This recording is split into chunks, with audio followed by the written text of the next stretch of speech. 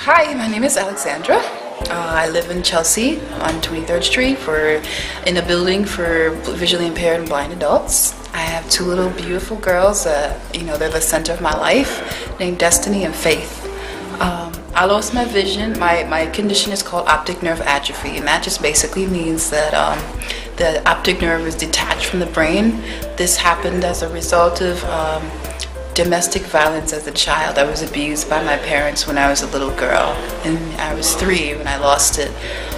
What happened was, I lived in a two-room sheltered, apartment with like 5 or 6 of us all crammed up. My father and 4 or 5 other siblings, and my aunt. I still talk to her. My aunt. What she remembers is that I was beat so severely that my legs were broken, my arms were broken, there was fluid on my spine. I have a scar from the hit in the back of the head.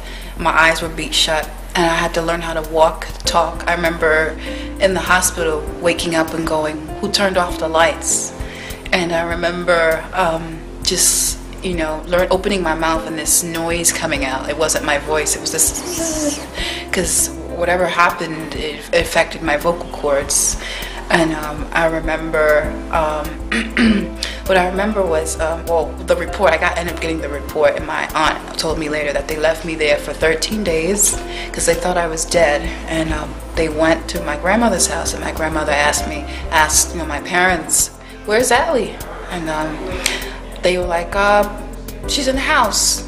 And they didn't want to take me to the hospital, because they were scared and they thought I was dead. So what I remember is fading in and out. And when I opened my eyes, I remember seeing this shadowy figure, someone picking me up, and it looked like my grandma, but I couldn't feel any pain. I was so gone.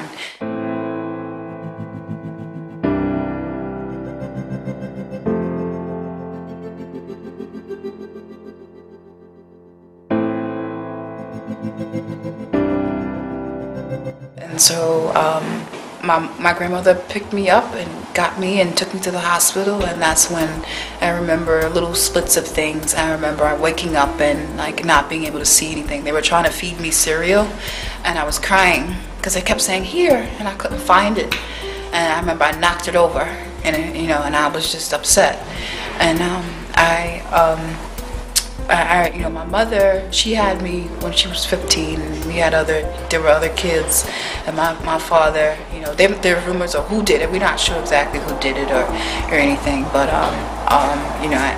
I stayed in the hospital for 6 months, and I was placed in foster care, and I lived with another foster mother for 20 some odd years. And I also remember hearing during that time, my brother, Mackie, he was abused as well. For some reason, it was only me and him, And I just remember being beat with extension cords and put inside the oven and being half drowned. And my mother would put, my face in stuff, and I just, I have memories of these tortures, of these things. And I mentioned there's a newspaper article recently associated with the campaign I'm running for surgery to restore my vision. And it mentions that I remember knocking over a bowl of cereal, a box of cereal, and they beat me really severely with the extension cord because food was hard to come by, Food was just hard, and it was hard for my father to not be able to take care of us and deal with everyone who deals with, looks at men to be able to provide for their kids, and it just felt hopeless. I have 2 kids of my own. I wouldn't ever dream of hurting them, but I kind of sympathize with people who are at disadvantage. My mother was, she was a prostitute. She was raped when she was 9, over and over and over, and that's the life she knew, and she was just operating that. And so I guess personally, it took me a while to get to this place, but I have sympathy for people that are by themselves and have no support.